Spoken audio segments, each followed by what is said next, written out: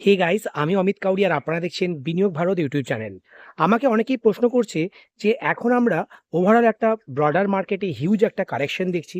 এই কারেকশনে আমরা ইনভেস্টররা এখন কি করব?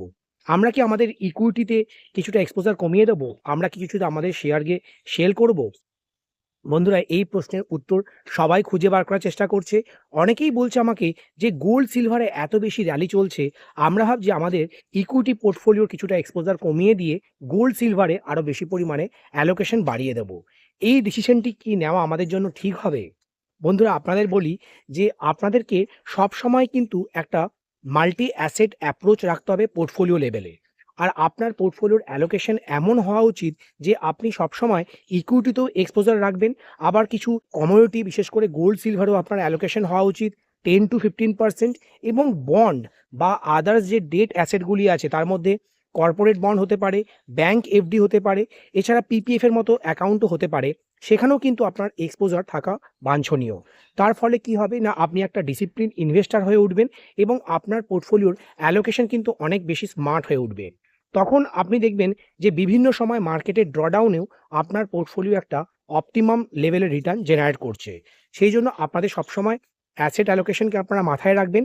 আর আপনাদের জন্য সবচেয়ে ভালো উপায় হবে যদি আপনি মাল্টি অ্যাসেট অ্যালোকেশনের যে ক্যাটাগরিটি আছে মিউচুয়াল ফান্ডে, সেই মিউচুয়াল ফান্ডেই বেশি পরিমাণ ক্যাপিটাল ডিপ্লয় করবেন এবং সেখানে যদি আপনারা সিস্টেমেটিক ওয়েতে এসআইপি করে যান, তাহলে লং টার্মে কিন্তু মার্কেটকেও আপনারা আউট পারফর্ম করবেন। সেখানেও একটা আপনি খুব ভালো পারফরমেন্স জেনারেট করতে পারবেন, ভালো একটা প্রফিট জেনারেট করবেন। আর এই ধরনের আমি দুটি ফান্ড আপনার সাথে শেয়ার করি, DSP multi asset allocation fund এবং আরেকটি ফান্ড হচ্ছে হোয়াইট ওক ক্যাপিটালের মাল্টি অ্যাসেট অ্যালোকেশন ফান্ড। এই দুটি ফান্ডই কিন্তু তাদের পোর্টফোলিওকে খুব ভালোভাবে ডাইভার্সিফাই করে। তারা ডোমেস্টিক মার্কেটে এক্সপোজার নেয়, মানে ইন্ডিয়ান স্টক মার্কেটেও তারা অ্যালোকেশন রাখে, আবার তারা ইন্টারন্যাশনাল ইকুইটিতেও এক্সপোজার নেয়।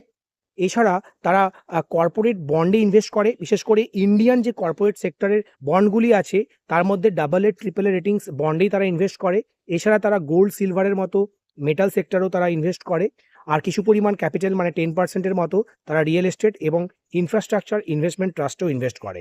এইভাবে তাদের পোর্টফোলিওর ডাইভার্সিফিকেশন এত ভালো হয় যে যে কোনো পরিস্থিতিতে তাদের পোর্টফোলিও একটা অপটিমাম রিটার্ন জেনারেট করে এবং মার্কেটকেও তারা হ্যান্ডসামলি বিট করতে পারে ওভার লং পিরিয়ডে।